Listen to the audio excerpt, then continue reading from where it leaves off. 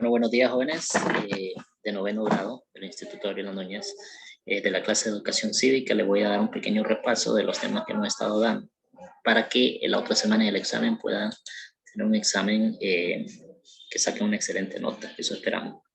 Entonces, el primer tema, el tema 1 de Cívica, lo que vimos fue sobre lo que es el ideal de la vida humana.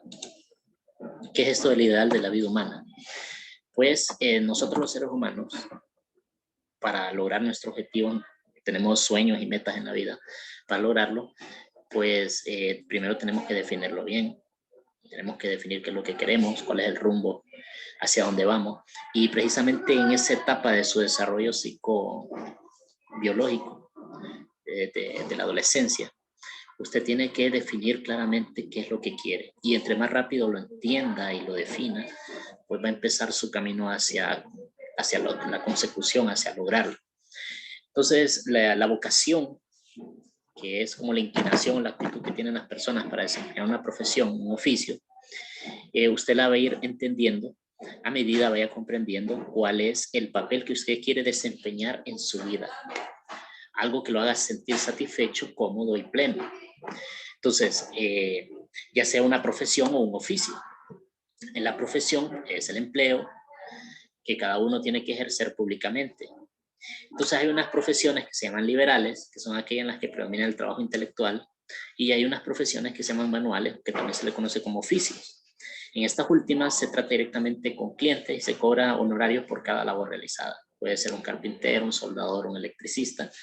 Y lo que hay que tener claro es que ninguna de las dos profesiones una es superior a la otra, simplemente cumplen roles sociales diferentes y va a depender mucho de la forma de ser de cada persona que elijas un oficio o una profesión. No se puede obligar a que una persona elija un oficio o elija una profesión. Tiene que usted irlo entendiendo a medida va creciendo. Oficios y profesiones hay muchas y muy variadas, pero cada una tiene sus requerimientos y uno no puede, solo por presiones de la familia, porque su papá, digamos que su papá es abogado y él como que quiere que usted sea abogado, eso no se puede, tiene que nacer de usted mismo, tiene que ser una inspiración propia.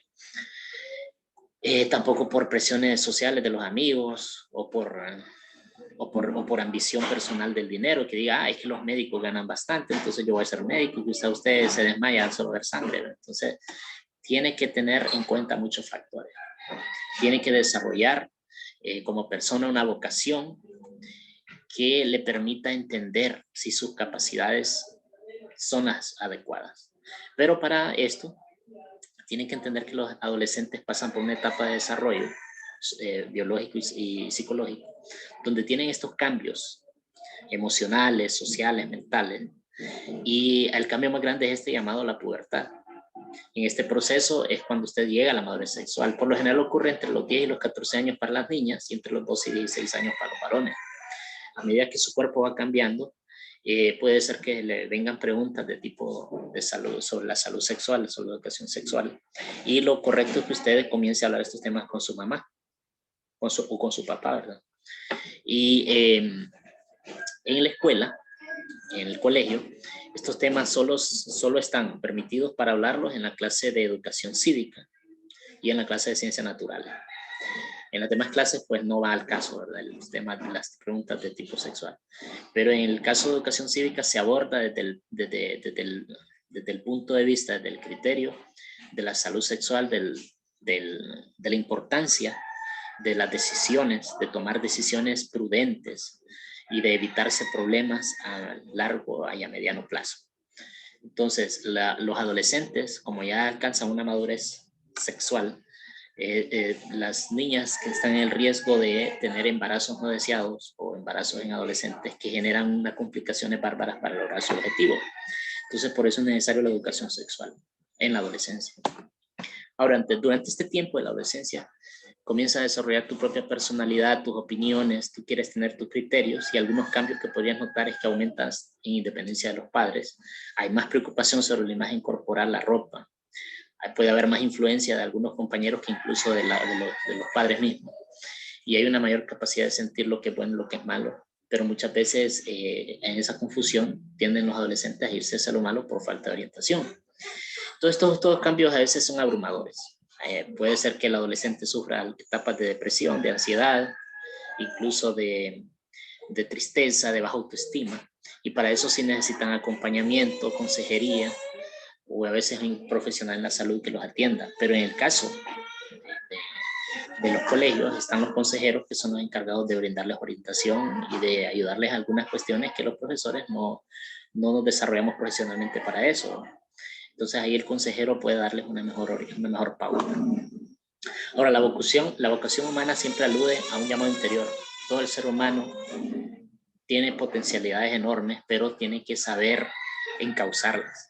Todos los seres humanos vamos a tener una vocación única y irrepetible, y que tenemos que saber encontrarla. ¿Dónde hallarla? Cada persona, a cada paso de la vida, va encontrando circunstancias internas y externas que le hablan de ella. La vida lo invita a comprometerse en una causa, en algo que usted va a sentir satisfacción interna, grata. Entonces las profesiones son a menudo específicamente de tipo profesional, de tipo de estudio universitario, de posgrado, de licenciatura, y usted tiene que empaparse de esas áreas para decidir. Usted no puede, por ejemplo, decir voy a estudiar psicología si no tiene una idea de qué trabajan los psicólogos.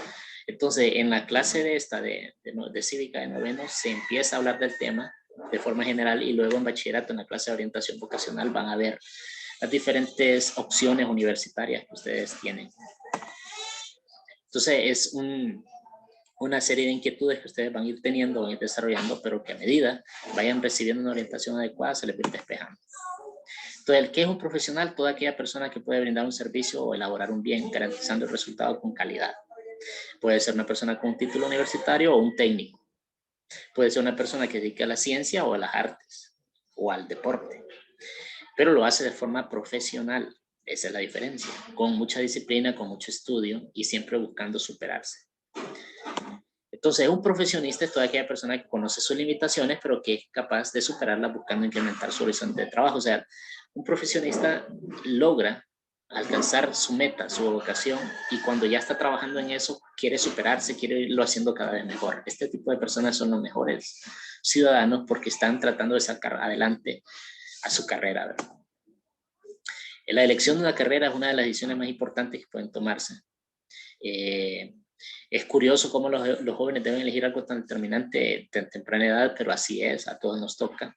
Y entre mayor atención le pongamos a esto y mayor seriedad nos tomemos nuestro futuro, vamos a lograr más seguramente el éxito. Entonces hay que hacer siempre un autoanálisis y estarse viendo uno para qué es lo que es bueno uno, cuáles son las actitudes que uno tiene para determinadas cosas. Entonces esto con respecto al primer tema de la clase. Luego avanzamos al segundo tema de la clase, que es el tema número 2, que ahorita se los comparto.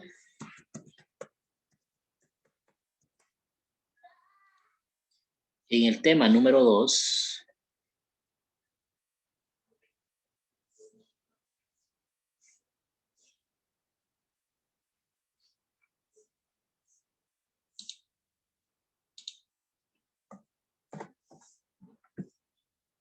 tendríamos entonces lo que es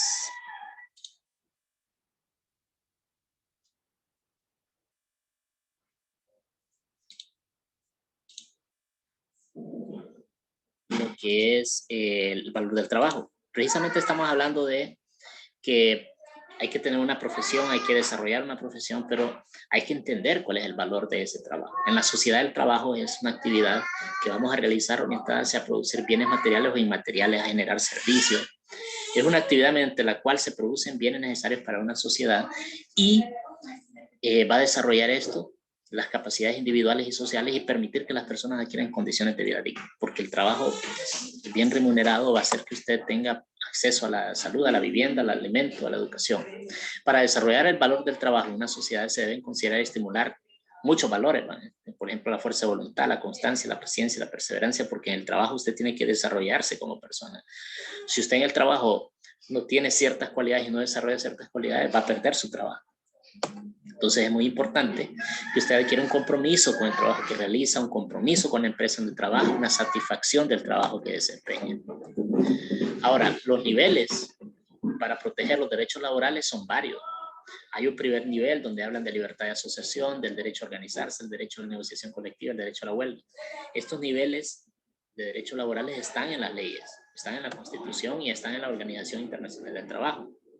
Hay un segundo nivel que se llaman derechos, de los derechos laborales, que es evitar el trabajo forzoso, la discriminación y actuar injustamente con el inmigrante.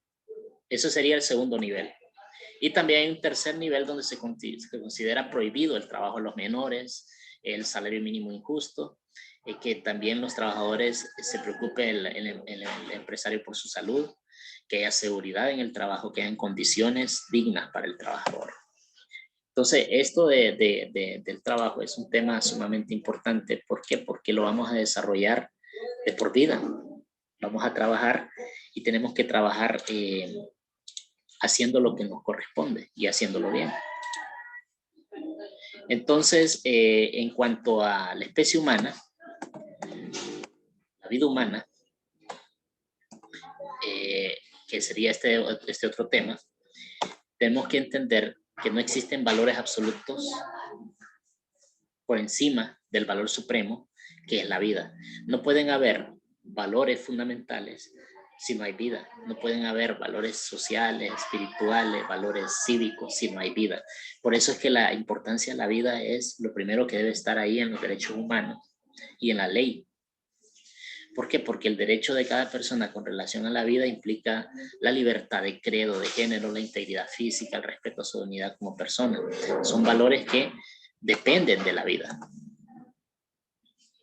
Toda persona nace libre porque la libertad es un bien natural, es inherente a toda persona por el hecho de serlo. La libertad es un derecho inalienable e intransferible. ¿Qué tenemos que hacer nosotros?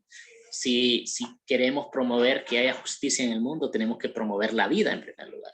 Tenemos que cuidar la vida y tenemos que defender la vida. Por eso las políticas a favor del aborto van en contra y se contradicen, sobre todo con lo fundamental, con la base de todos los derechos, que es la vida.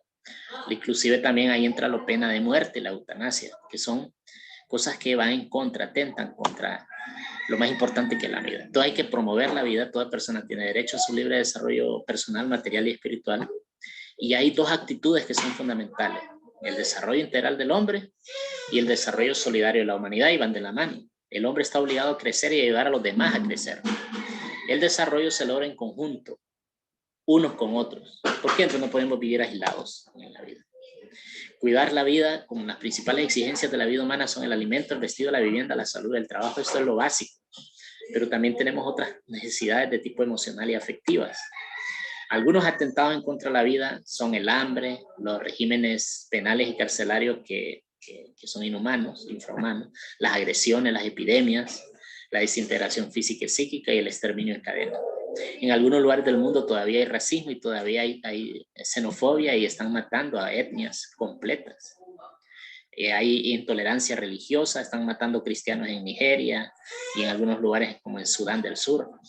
Hay situaciones graves de atentados contra la vida, ¿verdad? Y aquí en nuestro hemisferio, en Latinoamérica, el narcotráfico, la violencia, la corrupción atenta también directamente contra la vida. Hay muchos jóvenes que mueren y muchos jóvenes que se involucran en la violencia, y todo por la falta de compromiso con la vida. Entonces hay muchos flagelos o problemas en el mundo, como el hambre, la desintegración psíquica, el exterminio en cadena, los regímenes penales, que están atentando contra la dignidad del ser humano. Entonces hay que tener claro que hay que promover la vida siempre, que no hay que dejarse engañar por ideologías o formas de ver la realidad que confunden a la población, ¿verdad? Eso en cuanto a ese tema. Luego teníamos el otro tema, siempre relacionado con la vida, pero al proyecto personal de cada uno. ¿Por qué? Porque todos nosotros tenemos que entender que la vida es un proyecto, es algo que se va desarrollando. Y entre más rápido lo entendamos es mejor porque nos vamos adelantando hacia el logro, el objetivo. El primer requisito para el proyecto de vida es clarificar sus ideas, establecer una escala de valores para que usted pueda realizar esas ideas. Hay que tener una visión de futuro, hay que definir metas, que sean realistas esas metas. Algunas actitudes fundamentales para desarrollar el proyecto de vida está la capacidad de plantearse retos, de organizarse y prevenir, de esforzarse y perseverar. No se puede desarrollar un proyecto de vida si usted no tiene la capacidad para plantearse retos, si usted no tiene la capacidad para organizarse, para prevenir los problemas que se pueden ir presentando. Además, es necesario desarrollar el esfuerzo y la perseverancia porque hay que tener siempre una automotivación, porque los seres humanos somos bastante débiles en cuestión de la motivación. Muchas veces amanecemos con ganas y otras veces desganados, pero hay que estar siempre automotivándose. Para contemplar el proyecto de vida, hay que entender que vocacionalmente sus metas con respecto al estudio de su desempeño laboral tienen que estar claras desde ya. Tiene que tener como proyecto de vida también la parte cultural, la parte afectiva, la parte sociopolítica, la parte ético-espiritual, porque los seres humanos somos un ser integral que está compuesto por muchas dimensiones y no podemos solo involucrarnos en unas y dejar por fuera otras, porque nos va a afectar. Si nosotros solo nos involucramos una parte de nuestro ser y dejamos otra por lado, eso que dejamos nos va a terminar desbaratando lo otro. Entonces, por eso es importante saber quiénes son, a dónde van, cómo se ven en el futuro, qué misión tienen, para qué estudian, qué cosas quieren hacer y cuáles son los valores más importantes de su forma de ser. Entonces, eso con respecto al tema. Y el último tema de la clase, el tema 5, es el de los derechos humanos. Cuando hablamos del derecho a la vida, de tener metas, de tener objetivos, todo esto tiene que estar enmarcado en una sociedad que se lo permita. La sociedad, para permitir el desarrollo integral, tiene que respetar los derechos humanos, porque los derechos humanos le garantizan las libertades, le garantizan el espacio jurídico necesario para que usted pueda desenvolverse sin miedo, sin temores en una sociedad. Cosa que lastimosamente para nosotros hace falta mucho. ¿Por qué? Porque los derechos humanos son las condiciones que le permitan a la persona realizarse. En consecuencia, tiene libertades, facultades, instituciones que reivindican los bienes primarios y los bienes básicos. Sin esos bienes primarios o bienes básicos, usted no puede desarrollarse como persona. ¿Y a quiénes incluyen? Incluyen a todas las personas por el simple hecho de su condición humana. Los derechos humanos son universales, son inclusivos. Eso va a ser sin distinción de raza, color, sexo, idioma, religión, opinión política, de cualquier otra índole. El origen nacional o social no importa, la posición económica tampoco, porque los derechos como humanos son inherentes. ¿Qué significa inherentes? Que usted nace con los derechos humanos.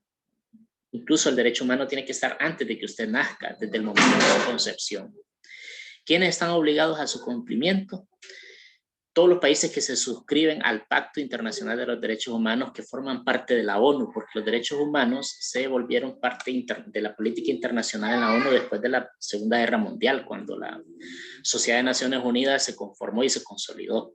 ¿Por qué? Para prevenir los genocidios, los magnicidios, todos los actos de violencia en el mundo. Entonces, desde antes hay un precedente con la Revolución Francesa, con la Revolución Inglesa, con la independencia de Estados Unidos, de querer hacer unas sociedades más justas, más igualitarias, más equitativas, donde se promueva la libertad. Muchos filósofos e historiadores de derecho fueron los que promovieron en Occidente estas ideas, sobre todo en Francia, los ilustrados. Y se habla de varios artículos en la ONU, que de 1948 están plasmados en la Declaración de los Derechos Humanos. Son como 30 artículos de derechos humanos considerados básicos. Y todos ellos son para garantizarnos a nosotros los seres humanos la posibilidad de desarrollar nuestro potencial y en la sociedad hacer una sociedad más justa. Entonces espero les haya quedado claro y que en el día del examen obtengan una buena nota.